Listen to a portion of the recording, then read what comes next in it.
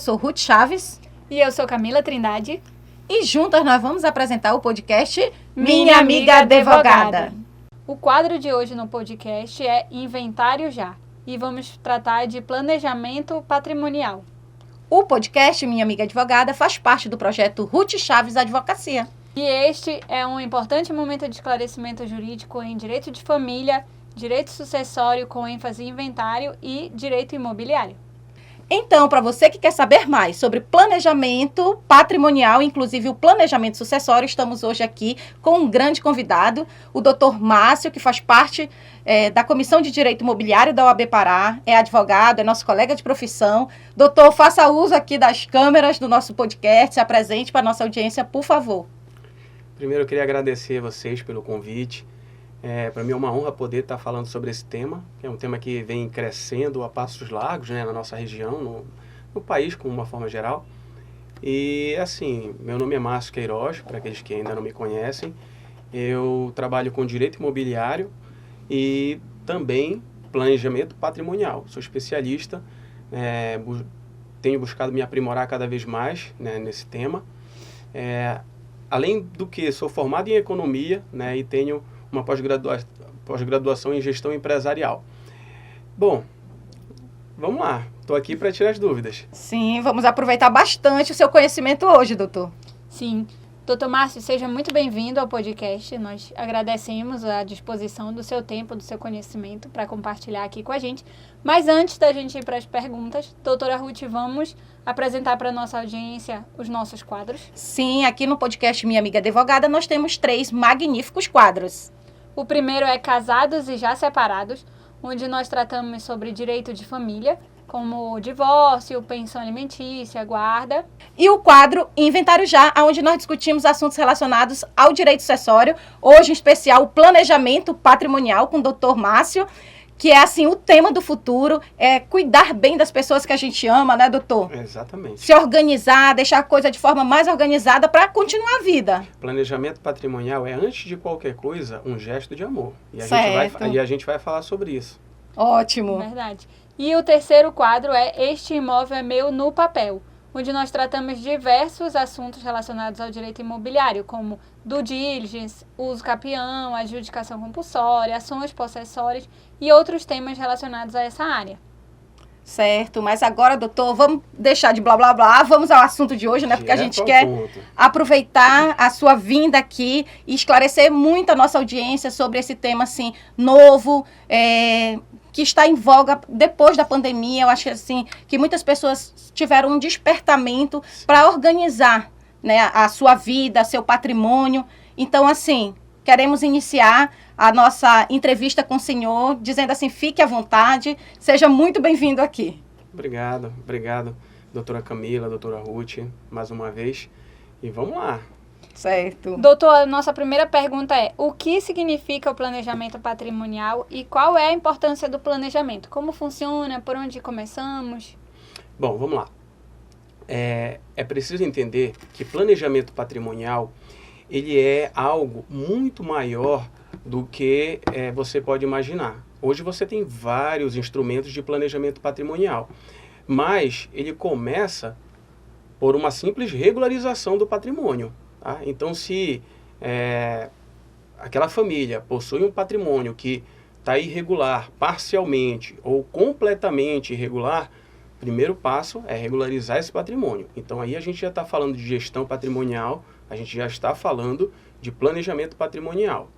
Dentro do planejamento patrimonial, aí existe, a gente está falando do gênero, né? Planejamento patrimonial, tem a espécie, que eu digo que é a mais importante de todas, que é o planejamento sucessório. E aí você tem, hoje em dia, sem dúvida, a parte mais importante desse planejamento. Por quê? Porque vai evitar o processo doloroso do inventário. A doutora Ruth vai calma que nós vamos discutir ainda, porque tem casos que só depois do inventário é que se resolve, né? Claro. Que aí inicia. Claro. Inclusive, a maior parte dos clientes que chegam até o nosso escritório, eles já chegam com um problema para resolver, de regularização, como eu falei, ou mesmo do inventário, para ser feito para depois. Você mencionou muito bem aí a pandemia, né? Imagina a quantidade de famílias que precisam passar pelo processo do inventário. Essa semana mesmo eu estava vendo um tabelião de Brasília falando que ele faz, em média, 700 inventários extrajudiciais por dia, por mês. Agora, tu faz uma ideia, né? A gente está falando de um cartório de notas, né? Eu não sei os números aqui, talvez a doutora possa me ajudar, em Belém, mas imagina que essa pandemia veio trazer, né, um número de inventários absurdos aí para serem feitos. Sim, na verdade foram mais de 600 mil mortos no Brasil inteiro. E hoje, assim, com a facilitação do e-notariado, então você pode fazer inventários em diversos locais. Não precisa necessariamente as pessoas estarem aqui na mesma comarca, na mesma jurisdição que você, né? Já fiz inventário de pessoas que estavam fora, até mesmo fora do Brasil. O futuro chegou, né? Como vocês bem falaram nisso, o futuro chegou. A facilidade da tecnologia. A facilidade da tecnologia, os instrumentos hoje. É importante falar também o seguinte, a nossa geração passada, dos nossos pais, dos nossos avós, eles não tinham essa preocupação. Eles só faziam o quê? Acumular patrimônio, e não tinha essa preocupação com como é que vai ser a sucessão, né, para os meus filhos, para os meus netos. Hoje em dia, nossa geração está tendo que ter essa preocupação, né? A gente está bem atrasado em relação a outros países de primeiro mundo, Estados Unidos, a Europa, mas já estamos com despertar para essa onda, né, de planejamento patrimonial, tanto que se fala muito nisso. E o planejar não é o planejar só o muito, né, doutor? Pode planejar tendo poucos imóveis também. Sim, claro, claro. Essa aí é um ponto interessante, você tocou, porque é uma das perguntas que eu recebo muito. Mas eu só tenho imóvel, não preciso fazer planejamento. Precisa. Será? Será que não precisa? Então, é o que eu costumo dizer. A partir de quanto eu preciso para fazer uma holding, por exemplo? A gente vai falar dela. Mas hoje em dia, a gente faz uma análise de viabilidade, né? A gente vai até o cliente pergunta e vai realmente estudar essa estrutura patrimonial, o que traz de benefício para ele, e de repente um único imóvel já pode ser interessante. Eu acho que parte também até da necessidade da conscientização da população, né? A gente ainda ouve falar muito assim, o que vai acontecer depois que eu morrer? Não sei. Deixo isso para quem ficar. O problema fica para quem tiver que resolver. Quando, na verdade, você pode amenizar, evitar o sofrimento, sofrimento que é acumulado, né? Naquele momento em que você está passando por um momento difícil. Né? Doutora Camila, e por isso que é um gesto de amor. Porque, muitas das vezes, é o que eu digo, né? Você, no lugar de deixar uma herança, pode estar deixando um problema para os teus filhos, para os teus sucessores. Mas eu vou deixar muitos bens para ele. E será que esse patriarca, essa matriarca, eles sabem quais são os números do inventário? A doutora Ruth pode me ajudar aqui. Os números do inventário, eles são... o custo, né, para resolver. Eu digo o número de uma forma geral. Às vezes ele pode levar até 40% do patrimônio. Você está falando só de imposto e TCMD, 4%. Você está falando de custas na parte da escritura de inventário, com cartório de registro de notas, que levam um bom montante em dinheiro. Você está falando de honorários advocatícios. O registro, depois de tudo concluído, a partilha, sem contar os outros problemas que às vezes acabam ocorrendo. Briga no núcleo familiar, desgaste, enfim. E por isso é um gesto de amor. É realmente você se antecipar, né, aos fatos e dizer, não, vou fazer um planejamento porque eu quero deixar já tudo, né, da forma correta para eles. Certo. Verdade. Doutor, e quais são os principais instrumentos do planejamento sucessório? Porque nós sempre estamos vendo assim com mais frequência a questão da holding patrimonial. Mas o senhor poderia compartilhar conosco sobre esse instituto e qual é a importância de um advogado nesse procedimento? Pronto, ótimo. Boa pergunta. Assim, existem vários instrumentos de planejamento patrimonial. Dentre eles a holding familiar, que é o que você acabou de falar, que assim... Para mim, é o instrumento mais sofisticado, é o melhor instrumento que tem hoje, é a holding, sem dúvida. E a gente vai falar o porquê. Mas existem também o testamento, né? Testamento é muito utilizado. Eu digo, a gente sempre vê aí um artista da Rede Globo, né? Dessas grandes emissoras. Dessas grandes emissoras. Mas, enfim, eles sempre estão aparecendo aí, fez um testamento e deixou um grande problema. Por quê? Né? A gente vai poder falar. Cada instrumento tem sua peculiaridade. A gente vai... Até porque a gente tem que observar sempre a legítima, né? Dentro de um testamento não é a vontade 100% do testador. Nós hoje temos uma legislação que impacta diretamente isso, positivo, que limita, né? Positivo. Ele pode ser muito bem contestado e geralmente é contestado o testamento. Além de outros problemas, você tem que fazer o hack de testamento, você tem que depois fazer o inventário, enfim, definitivamente não é um bom instrumento. É bom na hora de fazer. Você vai lá, faz, é muito bom, mas depois, para quem vai prático. Ficar, é muito prático. Mas depois o problema é sério. E mesmo fazer um testamento tem que ser feito pelo profissional da área jurídica, porque, como você falou, tem várias aí, minúcias no direito de família que devem ser levadas em consideração. Aí você tem também, vamos lá, falando mais, você tem hoje a doação com reserva de usufruto, e aí também tem alguns problemas nesse instrumento. Tudo bem, eu evito o inventário, ok, mas você tem um gasto tão alto quanto o do inventário. Você tem também a questão de, vamos falar de outro instrumento aqui. Você tem, por exemplo, o seguro resgatável. Esse daí eu considero um bom instrumento, porque ele é contratual, ele não é patrimonial, então ele não passa pelo inventário. Teoricamente, ele não passa pelo inventário. Eu acho assim que vale a gente fazer uma observação em relação a essa questão do que está sendo discutido, até mesmo no nível nacional, com a decisão que teve os tribunais superiores, que, por exemplo, em relação ao seguro resgatável, houve ali um esforço comum do casal, né? Às vezes a gente faz um seguro no nome do esposo, mas era dinheiro que seria do casamento ali que está sendo investido. Hoje, o seguro, ele não entra no inventário, mas até mesmo a legislação, nós temos legislações que regulamentam isso, só que é possível ser discutido. Sim, né? Sim. Então, é importante a gente observar e aí conhecer isso a fundo para você poder dar a melhor solução para o seu cliente. Com certeza, você está certíssima. E assim, só para o nosso público entender o que é o seguro resgatável. É uma modalidade de seguro diferente do seguro tradicional, onde você paga ali o prêmio é a parcela. As pessoas pensam que o prêmio, né, geralmente... É o que vai receber. É o que vai receber, não. O que vai receber é a indenização. Então, hoje, você tem uma modalidade de seguro que é um seguro diferenciado, a gente chama de seguro linear. E linear por quê? Porque ele congela a idade do beneficiário. Aí você vai... poder estar pagando aquela parcela, né, aquele prêmio que a gente chama, e no final do período de contratação, 10, 20, até os 65 anos, se você não usou a indenização, a apólice, né, você vai poder resgatar. Ou o teu beneficiário, você pode resgatar esse dinheiro corrigido, a juros compostos. Então, é um instrumento bem interessante. Só que já cabe, como a doutora Ruth bem falou aqui, já cabe aquela argumentação, né? Como já tem... Vai ser partilhado ou não no momento de divórcio?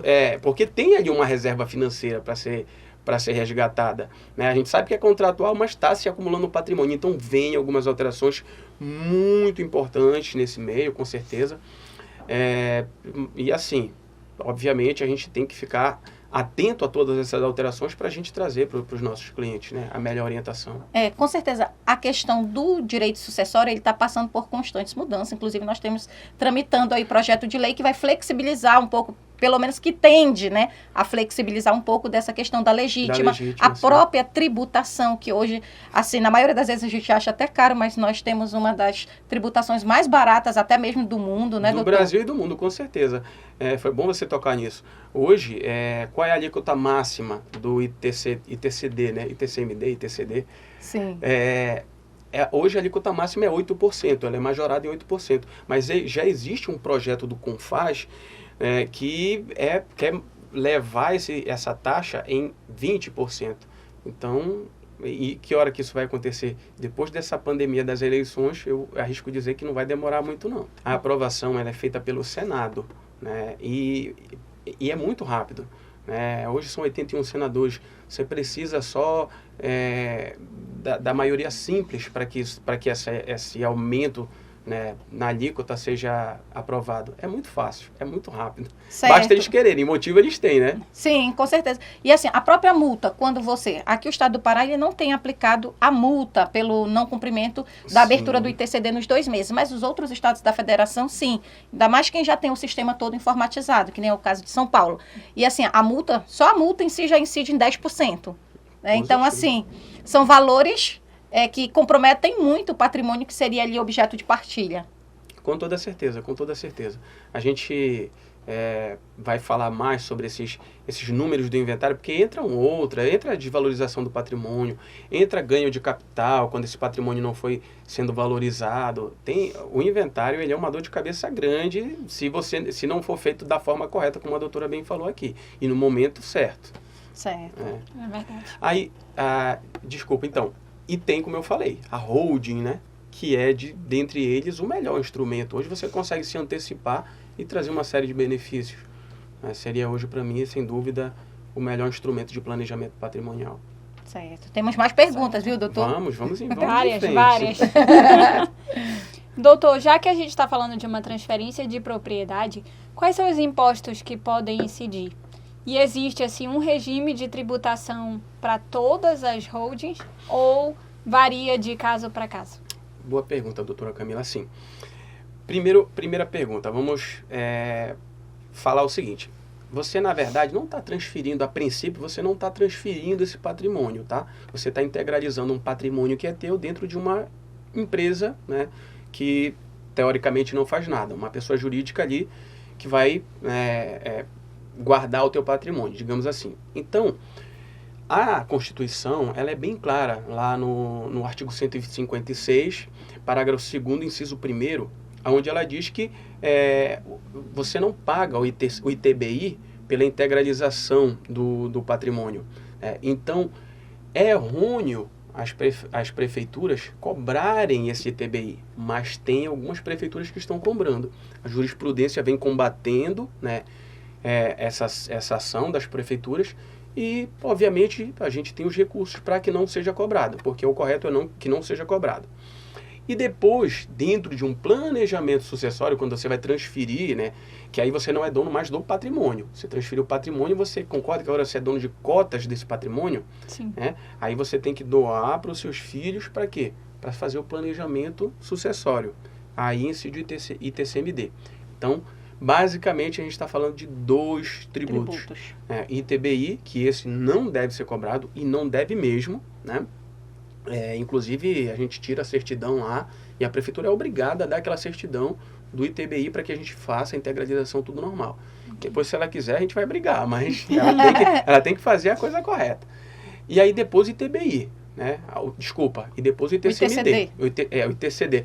Eu falo muito ITCMD porque está na Constituição, né? Mas na lei estadual é ITCD. ITCD, pronto. E aí o ITCD você vai... depois vai ter, sim, obviamente, que recolher o ITCD.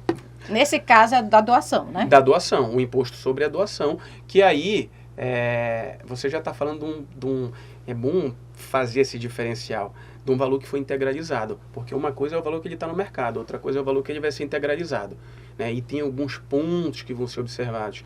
Quanto é que está lá declarado no imposto de renda? Vamos integralizar por esse valor, e aí você tem um valor bem menor a recolher de imposto. Não é à toa que a holding rural é muito bom você fazer também uma holding rural. Porque a gente está falando de terras que conseguem ser integralizadas por um valor bem abaixo do que seria o valor de mercado. Do que seria o valor de mercado. Então, assim... Até porque tem outra finalidade, né, doutor? Não também, tem uma questão econômica em si. Também. Tem cada holding, cada família tem a sua peculiaridade. É importante destacar isso. E a nível de regime de tributação? Tem um geral? Pronto. Ou é para todos? Boa pergunta. São duas coisas diferentes, tá? Regime de tributação e o tipo societário. Regime de tributação, aí vai depender muito do que você quer. Se for uma holding imobiliária, ela tem um regime de tributação. Se for uma holding só patrimonial, familiar, que vai guardar o patrimônio, é outra. E você está falando assim, quanto a tipo societário, aí você tem, hoje, sem dúvida, a limitada é o melhor tipo societário para você constituir uma holding, né? E a gente usa ela com base na lei de SAs. É uma lei supletiva, né, ao Código Civil. Então, assim, a gente usa essa construção jurídica.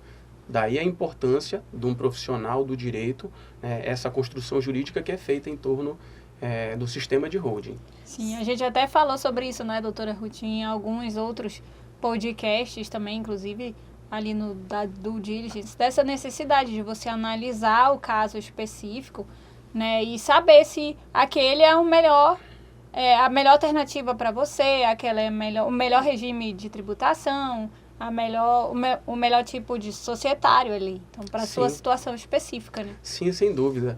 Olha, assim, doutora Camila, essa semana mesmo teve um cliente que me procurou no escritório, você tocou no due diligence. E como que é importante, né, você fazer exatamente uma análise prévia, né, antes de fechar qualquer negócio. Eu tive uma cliente que ela comprou um lote em um condomínio, na época, um condomínio de luxo aqui de Belém, era 350 mil. Eu posso falar em números? Não tem problema, né? Tá, pode falar. Não, mas tudo bem. Tá. Ela comprou por 350 mil reais um imóvel e hoje esse mesmo condomínio, um lote, vale 1,5 milhão. Quando na realidade, ela teve um problema, porque ela comprou a posse, ela não comprou a propriedade. Na situação, ela não foi orientada por um profissional. Né, e posteriormente vendeu. E depois a construtora adjudicou, tomou de volta esse bem, vendeu para outro, e ela está tendo um problemão, porque levaram 5 anos para ela saber disso. Hoje, e aí pagou uma série de condomínio, de taxa condominial, IPTU, enfim, e hoje está uma briga judicial muito grande. Né? Mas assim, a importância que a doutora Camila falou, tem que fazer a due diligência, procurar um profissional especializado na área. Sim. Certo. Isso é muito importante em qualquer transação imobiliária. Um simples contrato, doutora. Vou comprar, mas não... Quero entender o que eu estou comprando, né? Tem que fazer, faz um contrato dentro de uma orientação jurídica. Né? É a segurança do negócio. É a segurança do negócio. Doutor Márcio, e quanto tempo demora assim para constituir uma holding e quanto que custa para manter ela? Assim, um parâmetro, né? Olha, doutora, a resposta para essa pergunta é aquela resposta que o advogado adora dar. Depende. É a resposta do advogado. Depende. Como eu lhe falei, muitas das vezes o cliente chega até o escritório e já vem com vários outros problemas antes. Patrimônio irregular. Um patrimônio irregular, não declarado no imposto de renda, várias situações que precisam ser regularizadas para só então pensar em fazer esse planejamento, a constituição de uma holding. Mas vamos imaginar, se tiver que dizer um número, vamos imaginar que esse patrimônio está todo regular, todo correto, declarado no imposto de renda, tudo bonitinho. Em média, 6 meses a 1 ano a gente deixa redondinho. Entendeu? É mais ou menos, eu gosto de falar esse prazo, assim. É igual, eu tenho certeza que é igual o seu cliente quando chega para ele e fala, doutora, mas eu preciso saber quanto que eu vou gastar para fazer o inventário. E quanto tempo vai sair. Aí você fala uma coisa aqui para ele, quando vai olhar a documentação, é a coisa mais de... Né? Eu sempre nem costumo dar preço logo na primeira consulta, porque é preciso que as pessoas tragam a documentação, que a gente analise a documentação para depois você ir para as tratativas de questões de preço, prazo, até porque eu sempre comparo assim, a nossa atividade da advocacia com a própria atividade médica. O médico, você faz a primeira consulta, ele pede um exame para poder saber qual é ali faço essa analogia sempre, doutora. Teu problema e indicar o melhor remédio, o melhor tratamento, a mesma coisa com o advogado. Exatamente. Olha só, eu uso essa mesma analogia, às vezes eu uso o arquiteto, o engenheiro como exemplo. Eu digo, você vai levar no arquiteto, ele vai primeiro, tu vai mostrar o ambiente para ele como é que tá. E aí ele vai fazer o quê? Um projeto básico ali, arquitetônico, né? Mostrando onde vai ficar as medições, cada viga, cada pilar, enfim. E depois ele vai executar o projeto. É a mesma coisa para a gente que trabalha com planejamento patrimonial. Primeiro, uma análise de viabilidade. Essa análise de viabilidade, a gente vai fazer um questionário com mais de 30 perguntas, a gente vai fazer uma consulta, o cliente vai passar por uma consulta, onde a gente vai entender a estrutura patrimonial, a estrutura familiar, às vezes são filhos de diversos relacionamentos, então a gente vai entender, aplicar tudo dentro das regras, né, de sucessões, né, do direito familiar. E, obviamente, a gente vai passar para um projeto que a gente chama de croquis estrutural. Lá no escritório eu chamo de croquis estrutural. Na sua metodologia. A metodologia. Então, a gente vai fazer esse croquis estrutural e daí sim, contratou o serviço, a gente vai para a execução. Então, assim, é muito difícil você dizer hoje, assim, o tempo e valor precisar. Mas se eu tivesse que dizer assim, tá tudo redondinho, né? Aí, em média, 6 meses a 1 ano. Mas é difícil, tá tudo redondinho. Não, até porque são institutos novos e assim, a gente precisa realmente dar um prazo até um pouco mais longo, que é para a pessoa ela se sentir segura e também saber que vai demorar um pouco, porque é um serviço de qualidade. Com certeza. E outra coisa, doutora, a gente tem que sempre falar o seguinte, a gente está lidando com um órgão público.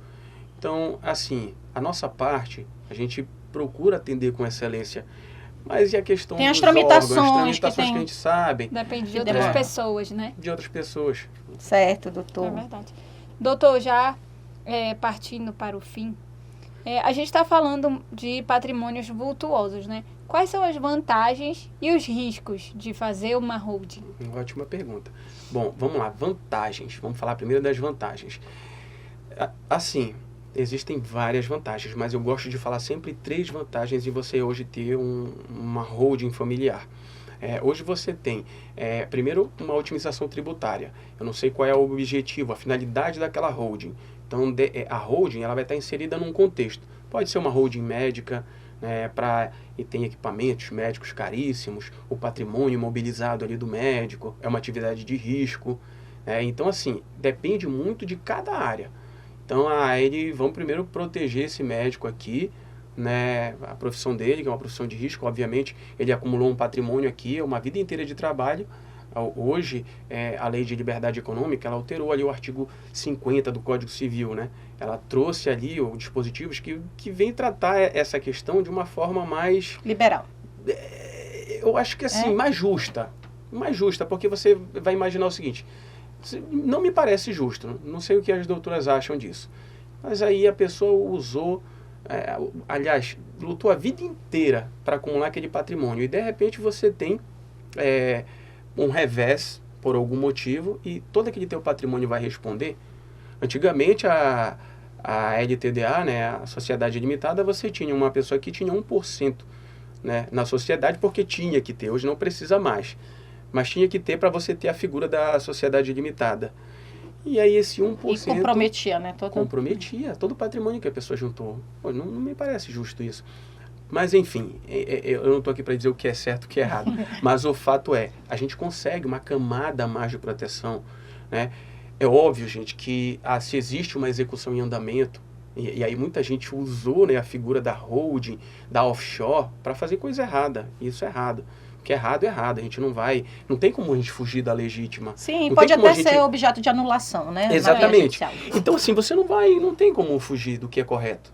Mas, obviamente, se você faz toda essa construção jurídica, você consegue proteção para o teu cliente. Então, esse é o primeiro e grande benefício que eu cito em alguns casos. Se você tem uma holding imobiliária, você vai conseguir, eu não gosto de usar esse termo, tá? Holding imobiliária. Mas vamos imaginar que você faz aluguel de imóveis pela tua holding. Né? Você vai, obviamente, criar ali uma célula, que a gente chama, né? Uma pessoa jurídica que vai estar operacionalizando esses aluguéis. Né? E aí, na hora de operacionalizar, ele vai, ou compra e venda de imóveis, vai ser feita uma construção, uma engenharia tributária para que ele pague menos tributo. E aí, veja bem, eu não estou dizendo que é uma matemática certa. De repente, na pessoa física, é mais interessante. Pode ser mais interessante. O que a gente pode ver, na verdade, é que o advogado que trabalha com esse ramo, ele tem que ter conhecimento de muitos outros. É multidisciplinar total. Inclusive o contador. A gente não anda sem um contador. O contador é peça fundamental no processo de holding. E assim, às vezes eles mesmos ficam se perguntando, mas eles não entendem, porque é uma construção jurídica. O advogado não vive sem o contador no sistema de holding e vice-versa. A construção é jurídica mesmo, 100%. E a gente precisa deles para manutenção, para o andamento correto das coisas. Depois que precisar vender um imóvel, depois que precisar alugar. Então é fundamental. Pois então aqui, o que a gente falou? A gente falou sobre proteção, é um dos principais benefícios. A gente falou sobre otimização nos tributos. E o último, e para mim, o mais relevante deles, é você fazer um planejamento para evitar o que a gente chama de inventário, né? As dores do inventário. A gente sabe que... Tranquilo, pode falar. Eu falo, mas eu falo meio assim, eu estou como especialista da área aqui. Especialista em inventário, tem que ir com calma. Mas, Tudo bem, assim, doutor, fica à vontade. Mas ela sabe que eu vou falar é verdade, não estou inventando nada. Hoje você tem que é obrigatório por lei, né, um dos genitores veio a faltar e deixou o patrimônio, é obrigação por lei fazer o inventário. Isso é fato. E quando a gente está falando do que? O elemento básico da sucessão é a morte. Então, se a pessoa não tem patrimônio, né, no nome da pessoa física, automaticamente não tem que fazer o inventário. Se ela tem patrimônio, vai ter que fazer o inventário, não tem jeito. E aí eu não quero que o pessoal também vá agora faça a volta de pobreza, né? Mas não, calma, porque pode ter... a pessoa pode estar casada, né? Então tem um regime de casamento, então tem outras coisas que precisam serem observadas. Várias outras situações que precisam ser observadas. Mas o fato a holding vencer esse elemento tão interessante, né, no planejamento patrimonial, que ele já é utilizado nos Estados Unidos em larga escala e há muitos anos. Hoje que se fala, né, depois da pandemia, que vem se falar em planejamento patrimonial aqui, até porque a nossa cultura era outra. Mas lá você fala em offshore, você fala em holding há muito tempo. Os Estados Unidos, eu costumo brincar, né? Que antes mesmo da criança nascer, de ter a mamadeira, já tem uma pessoa jurídica já deram o CPF, ou CNPJ. Já pejotiza logo. Nasceu, não, calma, vai dar mamadeira não. Dá primeiro o CNPJ para ele, chama o trust, e aí que é uma companhia lá que já faz toda essa parte. Então, assim, hoje a gente está despertando para isso. É importante, é fundamental, né? E tem algum problema? Eu não vejo nenhum problema. Honestamente, eu vejo soluções para você construir em torno do sistema de holding e hoje você fazer um planejamento sucessório e patrimonial. Agora, tem alguns cuidados para serem tomados, né? Tem alguns cuidados e alguns pontos que devem estar sempre sendo observados por um bom contador, né, que entenda do sistema de holding, por um profissional da área jurídica, né, um advogado. Doutor Márcio, existem outras formas de fazer a destinação do patrimônio. Como é que eu vou saber se não é melhor que eu faça um testamento? Ótima pergunta, doutora Ruth. Bom, primeiro que deve realmente se comparar entre os instrumentos que você tem na mesa, você coloca os instrumentos e ver se de repente aquele não é o melhor instrumento, o instrumento mais adequado para aquela família, né? Eu posso de repente estar falando de uma estrutura familiar simples que eu não preciso construir uma holding, né? Hoje ela é, sem dúvida, o melhor instrumento de planejamento patrimonial e sucessório. Mas e aí? Será que, de repente, não tem outros instrumentos? E aí, sendo mais específico, a doutora me falou agora do testamento. E como eu falei inicialmente, para você fazer um testamento, é fácil na hora de você fazer. Um dos instrumentos mais fáceis e mais simples de serem feitos. E é a última manifestação de vontade, né, do patriarca. Mas ali ele sabe que ele está criando um problema para os sucessores. E muitas vezes contestável, né? E muitas vezes contestável. Porque, além do problema, né, que pode ser contestado e geralmente é contestado o testamento, você tem que fazer um negócio chamado hack de testamento, que é o registro, a abertura e o cumprimento do testamento, que em regra é feito na via judicial. E só isso, às vezes, já leva de 6 meses a 1 ano. Né, para que seja cumprido esse hack. Sim. E aí depois você tem, como a gente acabou de falar, briga pela partilha, você tem que passar pelo procedimento do inventário. Se tiver a doutora Ruth à frente, é rápido. Mas se não tiver, de repente pode demorar. É só adquirir o guia prático de inventário, viu, doutor? Doutora, eu conto uma história. Que, o que me levou a trabalhar com planejamento patrimonial? Que ainda mesmo na faculdade, antes de me formar, eu tive a missão de fazer o inventário do meu avô, né? A árdua missão. E levaram 3 anos. Que na realidade não era eu que estava fazendo, né? Eu levei para um cartório e assim, levaram 3 anos para ser feito. E era um extrajudicial, com todo mundo concordando, com tudo bem definido. Sabe aquele inventário que está tudo para dar certo? E, me levaram 3 anos. E eu vejo, às vezes, inventário que duram 10 anos, que 5 anos. Existe isso. Existe, a gente sabe aquele que vai concluir em 2 meses, 3 meses. Certo. Tem o que já dura 23 anos, doutor. Eu entrei nesse processo em andamento e, assim, eu vejo a importância que as pessoas entenderem o que é o procedimento do inventário para que ele seja de forma célere. Agora, assim, não adianta entrar no inventário e vir, assim, cheio de mágoa, de desavenças familiares. Então, assim, eu lembro na minha aula de civil, o senhor falou aí da sua época de formação. Na minha época, a professora falava assim, uma frase clássica: patrimônio não tem sentimento. E é exatamente isso. Então, assim, se você tira os sentimentos, que é difícil nesse momento Sim. de processo de inventário, até mesmo porque às vezes é muito injusto, né? Eu uso uma frase do professor Renato Porto, que ele fala que o direito está longe de ser justo. E a gente vê isso com muita ênfase no processo de inventário. Aquela pessoa que não cuidou, aquela pessoa que muitas vezes esteve muito à parte da família, ela tem o mesmo direito do que aquela pessoa que dispor do seu tempo, dispor de cuidado, de carinho, de afeto, mas é a legislação que nós temos. Com certeza, com certeza. E vai existir sempre, viu, doutora? Por mais que a gente conscientize, a gente está tendo um movimento grande para falar sobre planejamento patrimonial, para mostrar essa diferenciação, como é importante você fazer um planejamento, não usar os instrumentos errados, mas vai existir sempre aquele que vai dizer, depois que eu me for, tem muito isso, né? Eles que se virem. E tudo bem, mas assim, é um gesto de amor e certamente hoje, como eu disse, a holding é o instrumento mais sofisticado. Ela elimina, como eu falei anteriormente, essa etapa, né, o elemento morte, porque a empresa, você sabe, ela não morre, a menos que seja manifestada a vontade dos donos, né, dessa empresa, dos sócios, de encerrar. Mas, em tese, ela não morre. Então, não tem por que você ter sucessão. E esse é o elemento básico, né, da sucessão, é a morte. Então, você tira ali o patrimônio da pessoa física, passa para a pessoa jurídica. Acabei com a morte, entendeu? Aí, por que fazer um testamento? Você pode até gastar um pouco mais, sem dúvida. Mas o que você vai economizar de problemas, de gastos, de tempo perdido com teus sucessores, com teus filhos, enfim, é muito, muito, muito mesmo. Certo. Doutor Márcio, querido, nós agradecemos. Estamos chegando aqui a mais um final de um episódio fantástico, né? Sobre esse planejamento patrimonial. Quero que você faça uso dos microfones, né? E se despeça da nossa audiência. Agradecemos imensamente o seu tempo e o seu conhecimento despendido aqui neste programa. Com certeza. Então, eu queria agradecer mais uma vez o convite da doutora Camila, da doutora Ruth, e agradecer essa oportunidade de estar aqui, poder falar um pouco mais, levar para as famílias, né, um pouco mais sobre o conhecimento dessa área que tanto cresce e que é tão importante, que é o planejamento patrimonial e sucessório da família. E vou estar sempre à disposição. Certo. Nós temos alguns avisos, né, doutora? É verdade. Esse ano nós temos alguns eventos importantíssimos.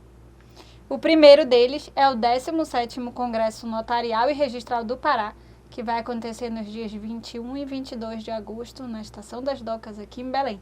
E já tem profissionais renomadíssimos. Sim, nós teremos muitas pessoas aí que a gente costuma ver nos livros, estarão aqui presencialmente. Então, doutor Márcio, não perca, faça a sua inscrição, eu já fiz a minha. Inclusive, eu já fiz a minha no segundo lote, viu? Que já está um pouco mais caro. A doutora Camila fez no primeiro, eu já fiz no segundo, então estamos estendendo aí o convite para o senhor.